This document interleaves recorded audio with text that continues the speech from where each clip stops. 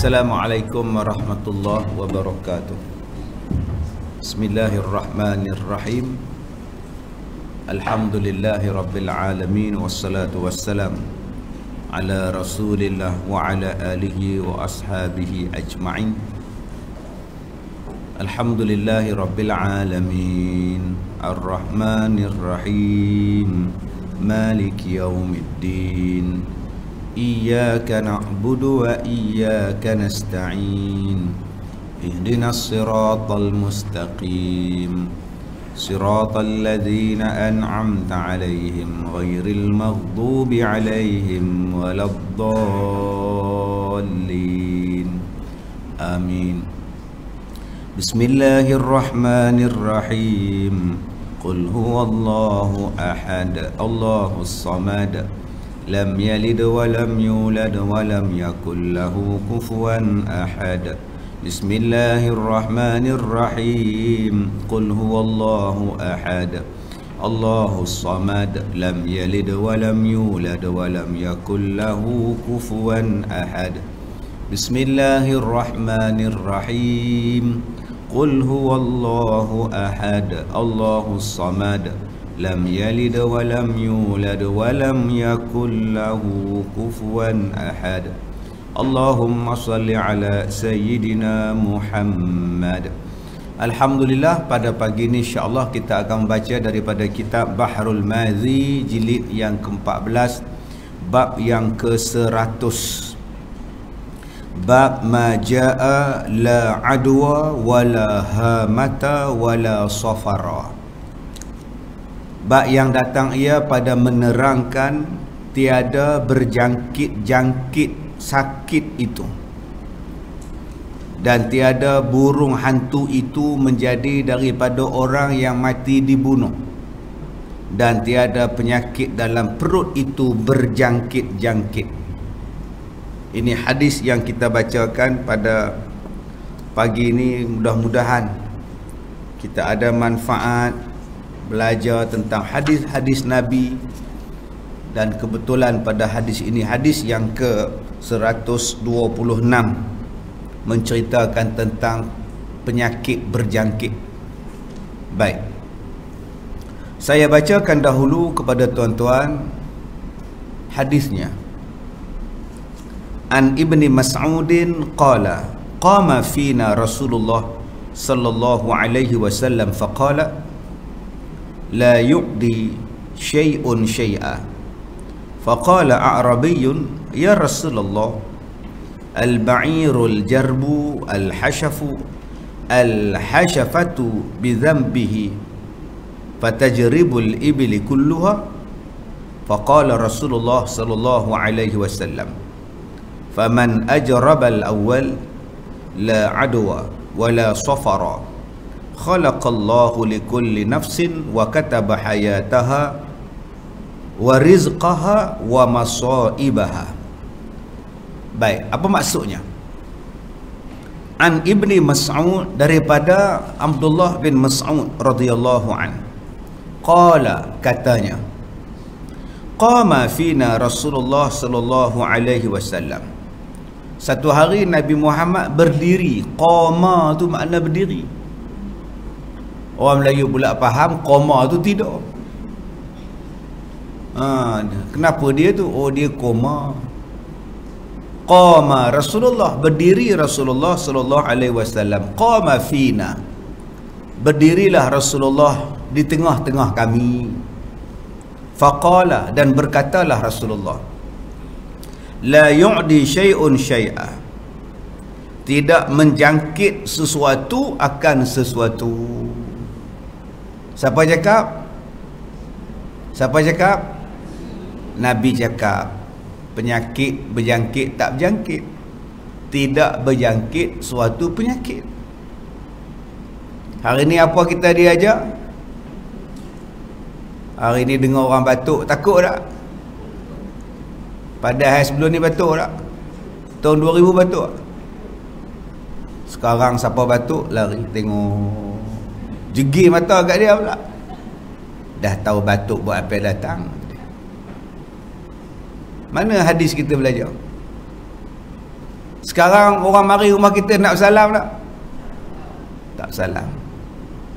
Balik tak salam. Datang tak salam. Allahu Akbar. Sekarang orang datang rumah kita susah hati tak? Susah hati. Dulu kalau anak saudara datang, kakak datang, ya Allah, potong ayam, sembelih ayam. Anak saudara dengan isteri dia datang, baru nikah dia tu, nak menengok mak menakan dia tu. Sekarang kalau datang buat apa? Mana aku tahu dia datang? Anak marah kita. Atau mak panggil suruh datang. Tak adanya aku panggil, aku pun takut. Udah salah pula datang rumah orang sekarang. Dan kalau kita sakit hari ni, kita mencari-cari di mana tempat punca aku sakit. Mulalah kita tuduh sana, kedai tu, orang ni. Adakah benda itu dalam Islam? Nabi kata apa kepada kita? Nabi kata Rasulullah, la yu'di syai'un syai'a, tidak berjangkit di antara satu sama lain. Dah nak kena lah. Bukan nak cari punca kamu berjangkit daripada dia, jadi bergaduh nanti. Dah hari ni kita mula bergaduh. Dia punya pasal, dia tu punya pancak, dia punya puncak, aku semua kena. Mana kita tahu daripada dia? Faqala a'rabiyyun,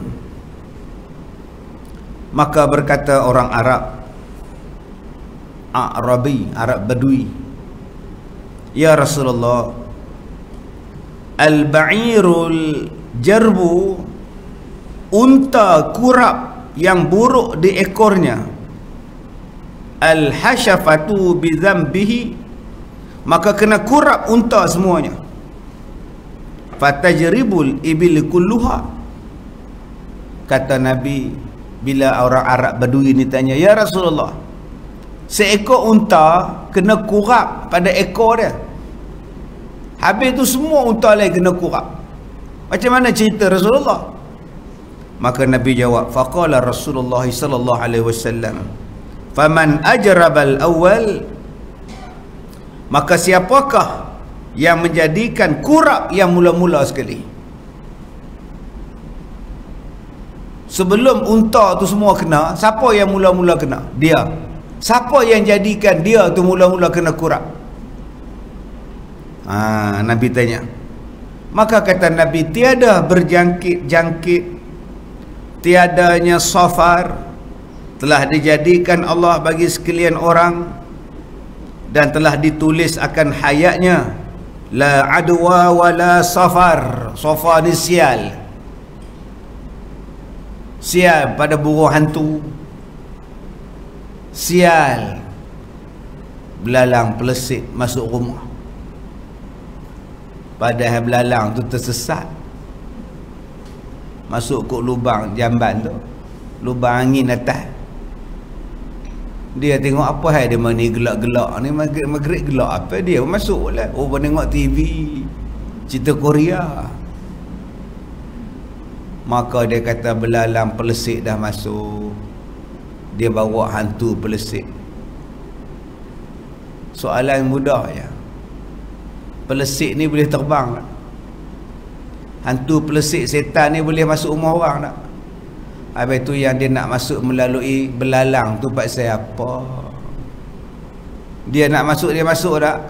Masuk je lah. Apa kejadahnya belalang dulu? Udah dia ambilnya belalang tadi, dibakarnya, dinyalakan api dekat filter lilin, dibakarnya, meletup-letup bunyi belalang. Agak-agak di hari kiamat je dah. Allah tanya, kenapa kau bakar belalang? Dia bawa pelesit. Kamu tahu dari mana? Dema kabarkan. Dema tu siapa? Dema lah. Pernah tengok pelesit? Tak pernah. Atau kau percaya macam mana? Dema kabarkan. Jawab tu tak? Kalau rasa takut dekat belalang tu, ambil campak je lah.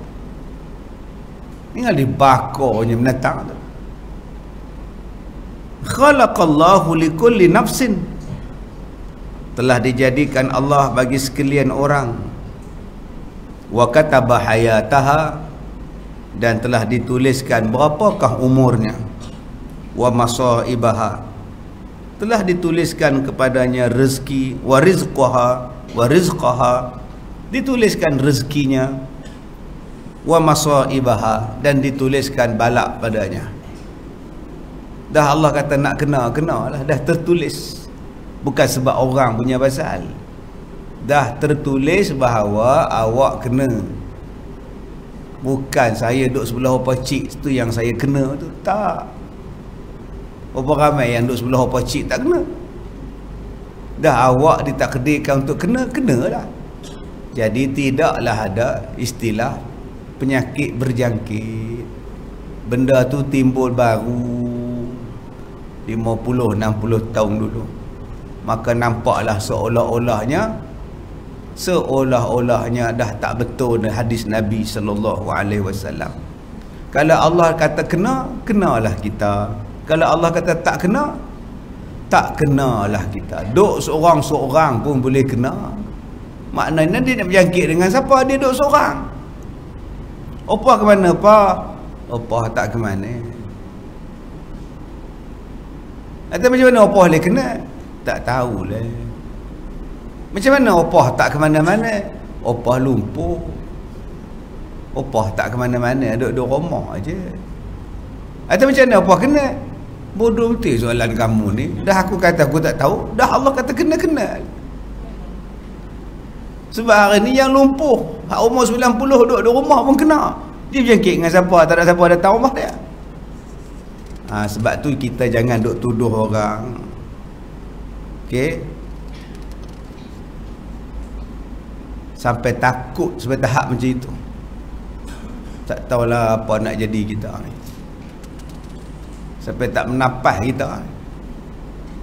Kita dah lelah, asma pula, kena 2 lapis pula. 2 lapis. Dah lah 2 cocok.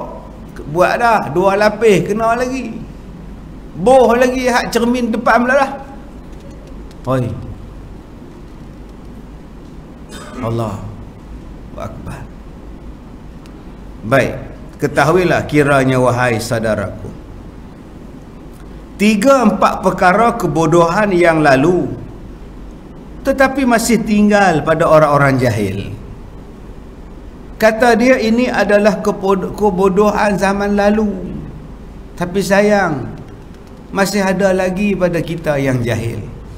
Pertama, perkara penyakit itu menjangkit. Maka dengan kerana perkara ini setengah daripada i'tiqad yang salah, maka syarak memberi keterangan akan sebagaimana keterangan melihat matahari. Isu jangkit-menjangkit ni daripada dulu. Macam-macam dulu-dulu ni orang sebut penyakit berjangkit. Dia ada 2 penyakit ni. Satu tak berjangkit, sakit jantung, buah pinggang. Tak berjangkit. Tapi bila kita ada kencing manis, bila kita pergi ke hospital, kita buat pemeriksaan kencing manis, mula-mula sekali dia tanya apa? Dalam family you siapa yang kencing manis? Tanya juga. Tapi dulu-dulu dia bagi tahu penyakit tu tak ada jangkit-jangkit. Mak saya kencing manis, dapat kawal lah. Hai, macam saka pula. Begitu juga dengan sakit jantung. Awak sakit jantung, ada tak history dalam keluarga awak sakit jantung? History tak ada, doktor. Isteri saya ada. 3 isteri. Dia tanya pula sejarah sakit jantung keluarga. Ini punca pada mak awak. Bila mak awak ada sakit jantung, 1 orang anak mesti kena. Akhirnya anak bila kena sakit jantung, dia balik rumah, dia tengok mak dia, dia kata apa? Dia kata apa kat mak dia? Mak punya pasal. Bila dia kena sakit kencing manis, dia tengok muka mak dia. Mak sakit dah kena kat saya pula. Bukankah Nabi kata dah nak kena lah. Habis tu mak kamu kena pada siapa? Jadi kita dah diajar macam tu. Bila buat pemeriksaan, kita akan ditanya sejarah. History. Awak kena kanser. Sekali dia mai tanya pula, ada tak dalam keluarga awak kena kanser? Tak ada. Mak, kakak, kita orang tak ada kanser. Kanser ada. Kita orang tak ada kanser. Mak saya tak kanser, opa saya pun tak kanser. Habis tu macam mana awak ada kanser? Dia tanya pula. Maknanya dia nak kaitkan juga benda ni berjangkit daripada mak, pada bapa, keturunan mari. Dah Allah nak kata kena kanser, kenalah. Kena betulkan balik pahaman ni supaya jangan bercanggah dengan Nabi. Apa yang betul mesti hak Nabi cakap. Saya cakap tak betul, yang orang lain cakap belum tentu betul, tapi Nabi cakap mesti betul. Bila kita kata penyakit ni punca daripada awak, penyakit ni punca daripada dia ni, penyakit ni punca daripada orang ni, maka mulalah kita membenci. Kita benci orang yang katakan jadi punca. Macam mana kamu boleh dapat? Dia lah. Tu pula datang rumah saya takkan nak halau kan? Dah datang kan? Balik-balik tu je sedemam. Lah. Kebetulan. Kalau dia tak datang, tiba-tiba awak demam, awak nak kata siapa pula? Hantu. Dah takdir Allah telah ditulis bahawa awak akan sakit. Dah takdir oleh Allah bahawa awak akan kena. Maka nak buat macam mana? Layan sajalah. Walaupun kita kena, walaupun kita ditakdirkan sakit, Allah ni maha baik. Allah kata ini ubat dia. Kalau sakit, ini ubatnya. Nabi cakap kalau kamu sakit, ini ubatnya. Kita nama dia ikhtiar. Itu baru nama ikhtiar. Ni ubatnya. Makcik sakit apa makcik? Makcik sakit dada. Tahulah ustaz, tarik nafas. Sakit benar. Kalau gitu jangan tarik nafas. Duduk diam. Makcik kenapa makcik? Makcik batuk. Ui, tak ada berhenti batuknya ustaz. Ui, kalau gitu jangan batuk, tak sakit. Ustaz ni gila ke apa? Ubatnya ada. Cari ubat. Orang tua-tua kita dulu lah, ubat ni buat sendiri. Ambil madu, ambil buah lemon, buah limau, perah dalam madu, makan untuk ubat batuk. Nabi kata kalau kita minum madu, sakit dada, sakit paru-paru, ada dua paru-paru kan, apa nak buat? Minum madu. Kalau sakit tu belah kiri, masukkan madu ni sengit ke sebelah kiri supaya jatuh belah kiri. Begitu juga belah kanan, tekan ke kanan. Cara nak minum dia. Kalau batuk kuat, ambil madu, campur perah dengan buah lemon, minum. Saat yang paling elok sekali nak minum bila? Macam kita minum waktu sahur, sebelum subuh. Ni kita minum pukul 9. Tu saya lah, pukul 9 baru minum. Dia minum sebelum subuh cantik. Kalau tidak, tak ada lah Islam ni suruh kita bersahur, makan waktu tu. Maknanya waktu tu paling cantik sekali, perut paling cantik sekali. Nak jadi ubat pun masa itu lah, nak jadi khasiat kuat masa itulah, nak jadi bertenaga pun masa itulah. Sebab tu bila kita bersahur, badan jadi kuat. Cuba tengok bila kita bersahur, puasa, larat tak? Larat, kuat. Tak ada penat ustaz. Itu kelebihan sahur. Memang makcik tak penat langsung. Makcik tak ada penat ustaz. Ustaz kira lah makcik tidur daripada lepas subuh sampai ke asar. Memang tak penat ustaz. Memang lah makcik. Memang tak penat sungguh lah. Tidur membuta je. Ini hikmah dia. Jadi akak-akak, abang-abang yang mungkin sekarang ni kesakitan, tak boleh bernafas, sakit dada, batuk, cuba minum yang kita sebutkan tadi bila waktu subuh. Nah, jadi tuan-tuan yang saya hormati, sebab tu semalam Datuk Rosyamno tanya, Datuk dah banyak ujian ustaz, Datuk sakit, ustaz ni sakit je, tak nak berhenti ke ceramah? Dah banyak sangat masalah, berhenti je lah kuliah, buat kerja lain. Saya jawab senang, jangan layan sakit. Orang sekarang kata jangan ambil pusing, lawan. Tak boleh berjalan, bagi berjalan. Tak boleh bercakap, cakap juga. Jangan ikut tak larat. Memang tak larat lah. Ikut, lawanlah sikit, insya-Allah Tuhan tolong kita. Baik. Yang pertama,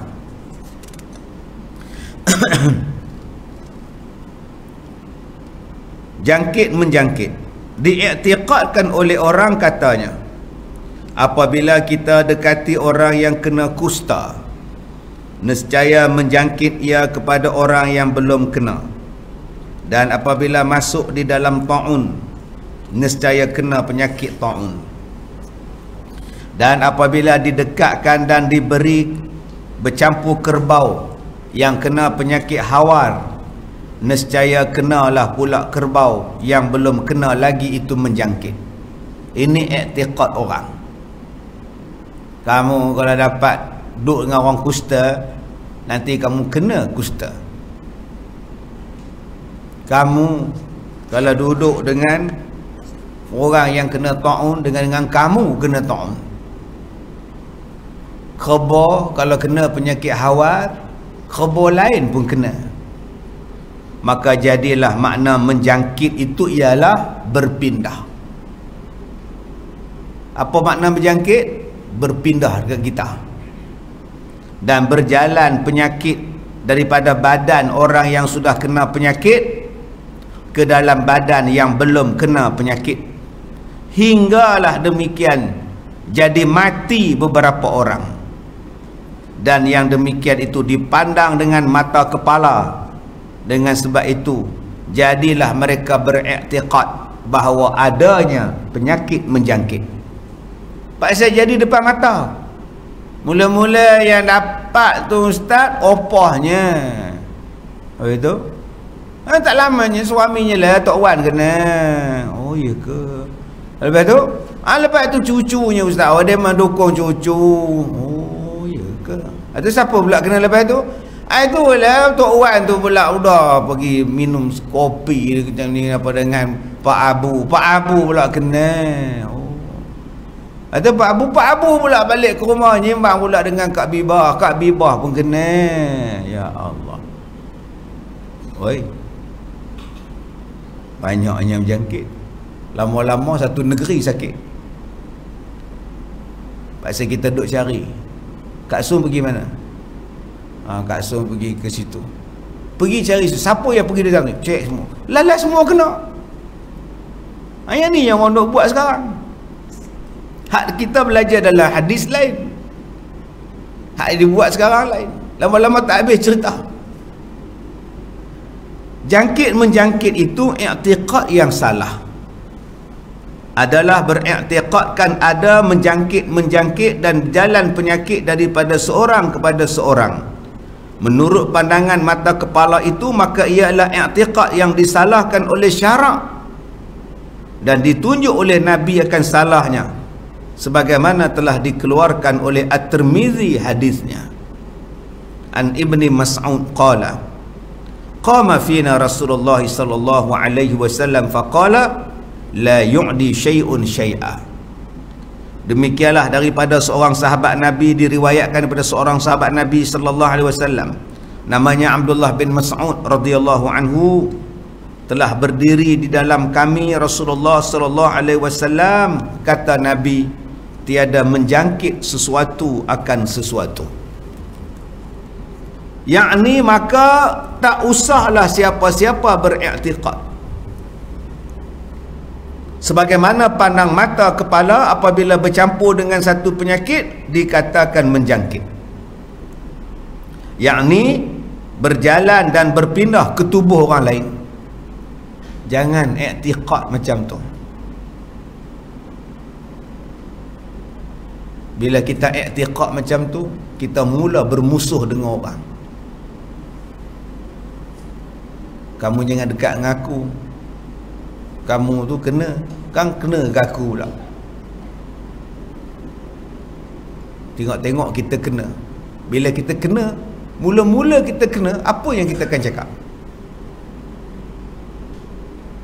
Kalaulah Kak Song kena, apa yang mula-mula saya tanya pada Kak Song? Kak Song pergi mana? Tak pergi mana? Siapa datang rumah Kak Song? Kak Sam. Oh, Kak Sam bawa aku, tak tahu dia lah kot. Tu katakan dia ada bilik, saya ada bilik. Yang dia datang bilik saya buat apa? Udah saya kena. Tengok-tengok kucing pun kena. Pergi jolok kat hidung kucing, kucing pun kena. Kamu kena dari mana-mana? Tumpuk Kak Sum kata kucing tu. Hoi, tak habis-habis cerita ni. Sedangkan Nabi kata tidak ada sakit jangkit. Dan bahkan hendaklah i'tiqad bukan yang demikian. Yang betulnya ialah Allah Ta'ala sendiri yang menjadikan penyakit yang serupa dengan penyakit yang dikatakan menjangkit itu berbetulan dengan masa bercampur gaul, ataupun pada masa bercampur-campuran itu dah nak kena. Kenalah. Sebab tu ada orang yang bercampur kena tak? Tak kena. Dia duduk serumah, duduk belah, duduk jaga, duduk suap, duduk makan semua, dia tak kena. Kalau patut ada penyakit berjangkit, dia dululah yang kena. Tapi kenapa dia tak kena? Sebab Allah tak bagi dia kena. Yang kita datang sekali jumpa dia kena, adakah kita kena daripada dia? Tak dah, kamu nak kena. Nak kena tak kena penyakit ini bukan kata bercampur dengan orang. Duk seorang-seorang pun boleh kena. Kalau dah kata tak kena, dia duduk dalam ramai-ramai yang kena pun dia tak kena. Boleh faham Kak Sum? Kalau Allah kata tak kena, dia duduk di tengah-tengah ramai yang kena, dia seorang tak kena, pun jadi tak kena. Sebab Allah tak izinkan dia kena. Jadi jangan kita duk kaitkan. Bila kita kait mengait, kita akan mula membenci. Kita akan putus silaturahmi. Pergaulan kita terhad. Kita makin renggang. Sampai satu masa nanti tak ada siapa peduli dengan kematian. Dulu kalau jiran kita mati, satu kampung ambil berat. Mula-mula pasang kemah depan rumah, kemudian pinjam kerusi plastik merah, longgok depan tu. Kemudian datang pula orang cari plastik biru, habuan nak mandi mayat. Kemudian datanglah makcik-makcik melengok punggung tu duduk jalan. Gedek 4 orang 5 orang jalan bawa surah Yasin. Masuk dalam rumah, duduk bersimpuh baca Yasin. Ustazah bersila, yang lain bertimpuh baca Yasin. Sibuklah keluarga mayat ambil kain batik, lepas kain batik panjang, balut mayat. Yang mulut kecoh pula, kenapa tak ditutupnya TB? Ditudung pula TB pula. Yang mulut kecoh pula ke dapur. Mana jak? Mana jak? Orang nak sedekah duit. Mayat tu dia jawab. Ada lelaki tu. Mayat jawab. Hidup pula mayat tu bila dengar duit. Astaghfirullahalazim. Hai, ni bukan ni cerita lah. Jangan dengan tuan-tuan duk percaya. Kalau dia boleh cakap tu mana dia tak mati lagi. Tuan. Baik, tuan-tuan yang saya hormati. Dulu kalau sebut dengan kematian, yang seorang pergi ke masjid nak pinjam van, yang seorang pergi cari kubur, mana tempat nak korek, bincang dengan penggali kubur. Yang seorang pula cari tukang mandi. Ustaz, ini dah mati ustaz, bila nak mandinya ustaz? Hari ni ada 2 mayat, ikut giliran, dia pukul 11. Suruh dia sabar kerja mayat tu. Adik-beradik datang, anak beranak balik. Kalau kita lalu depan rumah orang mati, kita mesti slow kereta. Apa ni, mati? Oh mati dulu. Satu kampung ambil tahu, ngantar ke kubur. Sekarang akan jadi satu masa orang dah tak peduli siapa mati. Orang dah tak kisah. Anak-anak dah tak kisah, malah tak boleh tengok pun yang mati. Dan sampai pada saat mati dah tak dihiraukan. Sedangkan mati itu adalah penasihat yang paling bagus untuk jadi baik. Dulu sakit semua orang susah hati. Sakit satu orang, satu kampung datang. Datang makcik-makcik 4-5 orang, lenggok punggung datang. Gedek. Mana yung? Nengok Kak Sam, katanya tak sihat. Oh iya ke? Tak ada siapa khabar. Tunggu, aku pun nak ikut.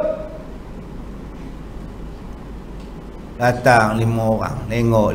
Assalamualaikum. Mok macam mana? Mok baring. Bukan buat apa pun, geleng kepala aja. 4 orang geleng kepala. Macam mana Sam? Macam ni lah, udah lemah benar. Orang buat ke? Orang buat dulu tanya. Ini ziarah orang sakit. Ada yang cari bunga itu, ada cari ini, ada cari ini. Kamu nak makan apa, aku carikan. Itu mak cakap dia nak musam janggut. Mana nak cari musam janggut? Mak kamu ni pun minta lah musang king. Aku boleh cari musam janggut kejadah apa? Mak kamu ni pun tak tahulah. Tiap-tiap hari musam janggut.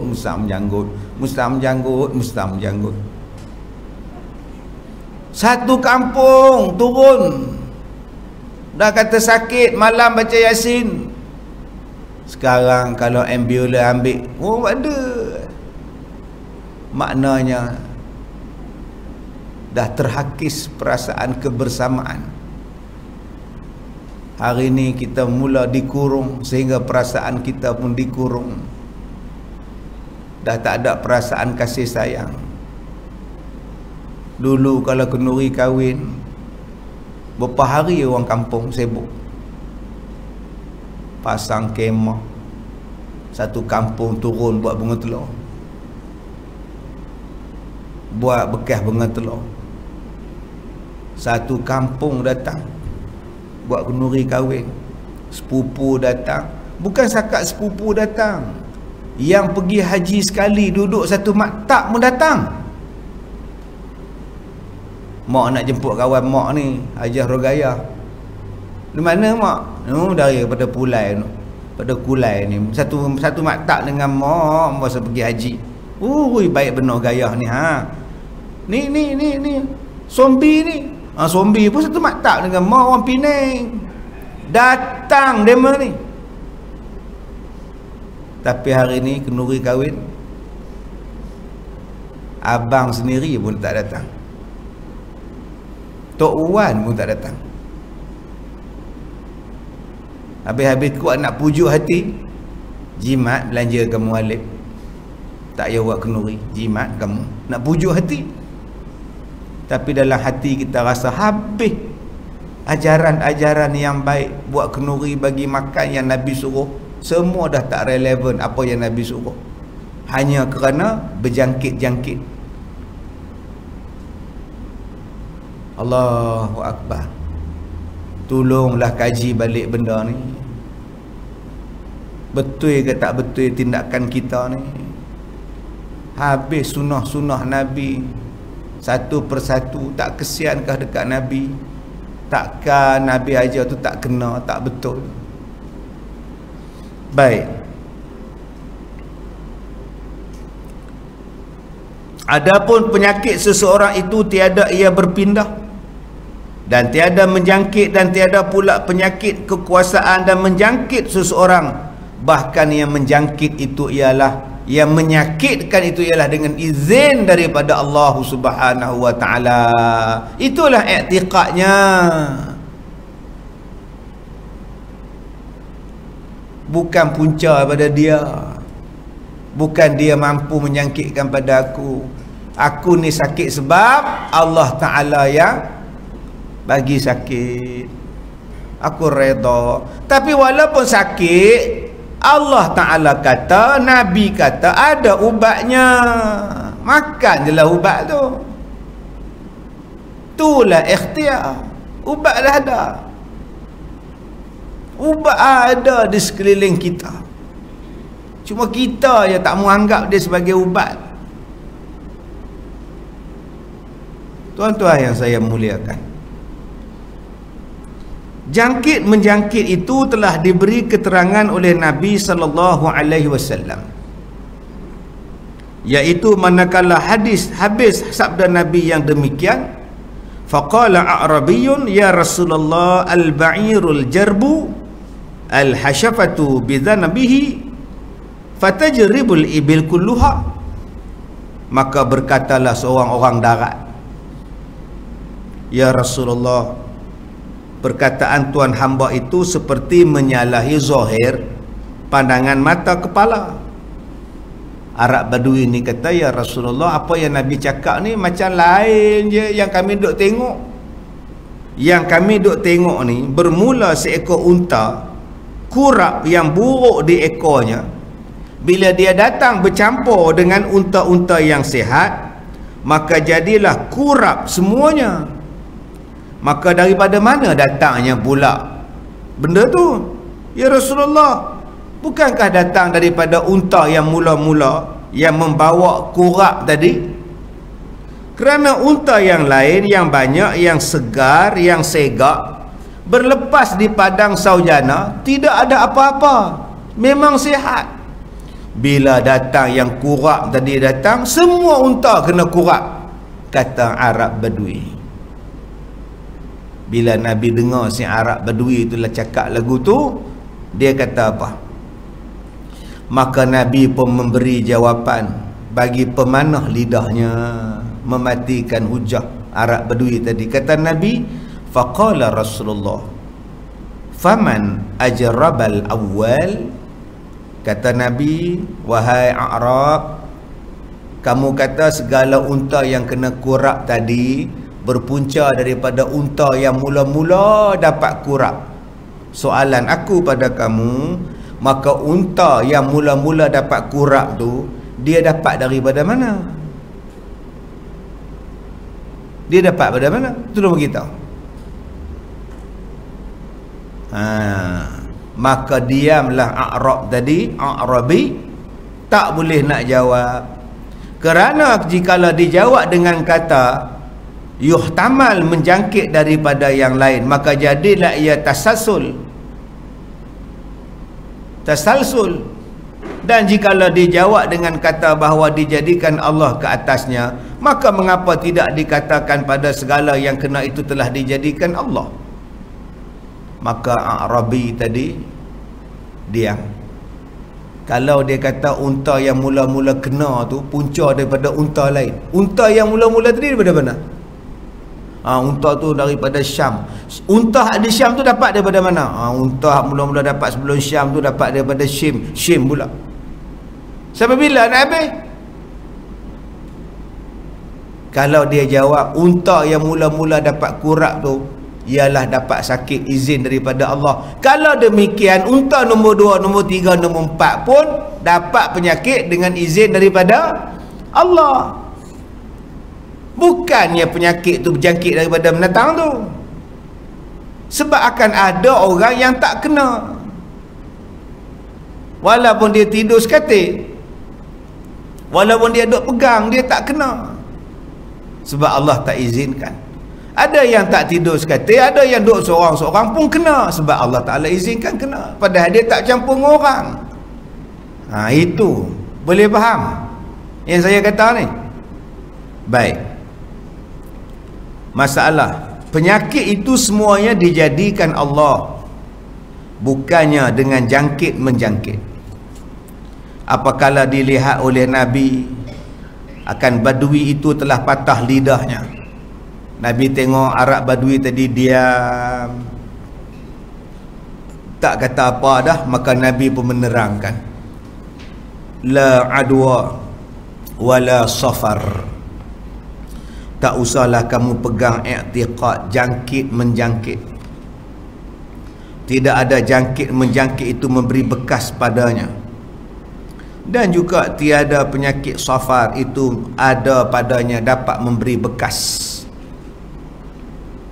Khalaqallahu likulli nafsin. Allah Ta'ala lah yang menjadikan tiap-tiap sesuatu. Wa kataba hayataha. Bila Allah jadikan setiap sesuatu, Allah tuliskan berapa panjang umurnya. Wa rizqaha, Allah tuliskan berapa rezeki yang dia dapat. Wa masaibaha, dan ditulis kepadanya apa bala yang dia akan dapat, apa musibah dia akan dapat. Kak Som dapat musibah slip disc, Opah Cik dapat musibah sakit pinggang, Ustaz Kazim dapat musibah peminat ramai, tiap-tiap hari sihirkan dia. Ahmad musibah dia apa? Musibah dia ialah tayar motor dia botak. Contoh dia. Masing-masing lah musibah dia. Kamu musibah apa? Kahwin cerai, tak pernah lekat suami. Berapa kahwin? Apa kali dah? 8. Ui, meriah. 8 kali kahwin cerai. Ada orang yang dapat musibah pada dia apa? Anak-anak jadi tak kena. Ada yang dapat musibah apa? Penyakit. Allah tulis dah pada dia. Allah tulis pada dia juga rezeki. Ada yang dapat rezeki kerja tetap, kerja kerajaan. Ada yang Allah tulis rezeki dia meniaga-bega dengan kuih geria. Ada yang Allah Ta'ala bagi rezeki dia, dia sempat makan pencen setahun je, lepas tu mati. Isteri dia pula duk makan pencen. Lepas habis edah, isteri dia menikah lain pula, suami baru dia pun tumpang pencen dia. Rezeki macam tu. Siapa tulis? Allah dah tulis. Apa lagi yang Allah tulis? Yang Allah tulis umurnya berapa tahun. Ada yang umur 120 tahun, berkeduk-keduk dah, hidup lagi. Ada yang 99 tahun, lagi setahun nak cukup 100. Tu nama dia Dilip Kumar, baru mati. Hero Hindustan Dilip Kumar, 100 tahun dekat, punya lama hidup. Allah. Ni yang lama hidup Lata Mangeshkar, Amko Amise Cularu, sampai sekarang hidup, duk menyanyi lagi kat Som. 90 dah suara lagu tu. Dulu tahun 49. Aiga Aiga Aiga Aiga Aiga Anevala Aiga. Nak sambung kat Zom. दीपक बर कैसे परवान चल रही है, कोई नहीं चलाता, कोई नहीं जलाता, आएगा आएगा आएगा आएगा. Tu tahun 49. Tahun 89 Amtong ame securalau. Oi, boleh lagi. Allah bagi kat dia rezeki, umur dia panjang. Dia nak kata apa? Tu saudara tanya dia, apa rahsia umur panjang? Saya tak minum kopi, saya tak minum teh, saya hanya minum ais suam. Itulah rahsia panjang umur saya. Tak payah cakap lah, Allah dah kata umur kamu panjang. Apa rahsia awak panjang umur? Saya naik kuda. Dulu kecil-kecil saya naik kuda dekat kedai runcit, buah 2 kupang, ngongang. Lepas tu saya naik kuda agak Pampang. Sampailah tua. Tu saya katalah, Allah kata dah umur kamu panjang. Nak kata apa? Aksiden 4 kali tak mati. Aksiden elok, kereta remuk. Allah kata belum ajal. Baik.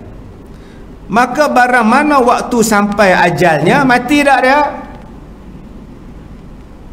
Mati tak? Dan sebanyak mana rezekinya yang termaktub, tiada akan berlebih dia. Itulah rezeki Allah bagi. Dan siapa yang telah dikehendaki oleh Allah bala, maka tiada dapatlah dia menolaknya. Nak kata apa? Jadi bila kita faham macam tu, senang hidup kita. Kita tak menyalahkan orang lain. Kita tawakal pada Allah. Jaga kesihatan, jaga tubuh badan. Jangan jadi punca dan sebab nak dapat. Maka itulah ikhtiar.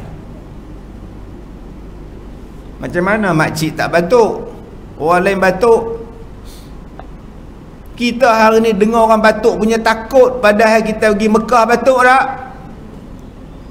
Siapa buat haji tak batuk? Mahbab. Ingat tak Kak Som, kita duduk di Padang Arafah, duduk di Mina tu, satu kemah kongkang. Hak paling teruk, keng. Oh sudah.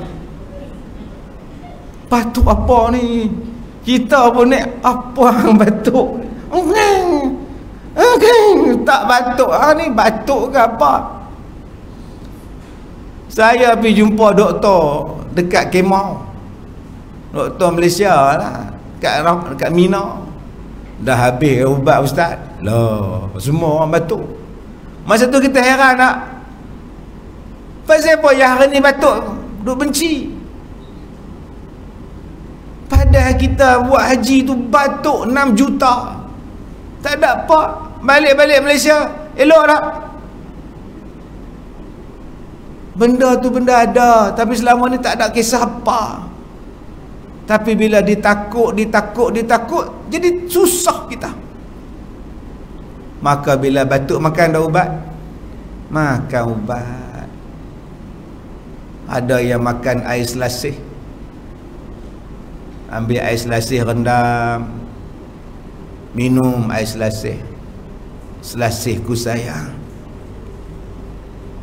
Lama tak minum air selasih. Hari ni kalau tunjuk kat budak-budak air selasih minum, tak minum dia. Telur katak ada kata tak pernah tengok. Wahai juwitaku indah, rupawan juwitaku sayang. Teringat lagu selasih, ingat lagu tu. Ku tanam selasih, ku tanamkan di hujung halaman. Lama tak dengar lagu tu kan. Ada yang bila batuk dia ambil selasih, dia rendam dengan asam Jawa, rendam. Dia letak di atas bumbung rumah dia waktu malam. Dia berembun sampai lepas subuh dia ambil, dia minum. Dia tak tahu malam tu musang kencing. Nak bagi berembun dulu-dulu. Hari ni petua-petua tu orang Melayu tak ambil lah. Ada yang ambil kembang semangkuk. Okey. Sayang tuan-tuan. Petua-petua orang kita dulu-dulu, kita tak buat untuk batuk, untuk sakit dada. Simple je. Sakit dada, tak boleh nafas saya, semput lah rasa. Semput rasa sekali dia ambil cengkeh, dia sedut asap cengkeh, dia sedut uap cengkeh, lega tak? Allahu Akbar. Setiap penyakit ada ubatnya, kata Nabi. InsyaAllah carilah sampailah kita berkenan dengan ubat tu, Allah izinkan, jalanlah ubatnya. Jadi begitulah, jangan kita duk tuduh orang ni duk cari semua, lama-lama kita jadi susah dan kita mula menjauhkan diri daripada orang. Kita tak suka silaturahim, kita tak suka dengan ziarah menziarah, kita tak suka duduk campur-campur. Sampai satu saat nanti mungkin kita tak suka duduk sembahyang dekat-dekat sebab kita kata boleh penyakit. Semua nak jauh-jauh akan sampai.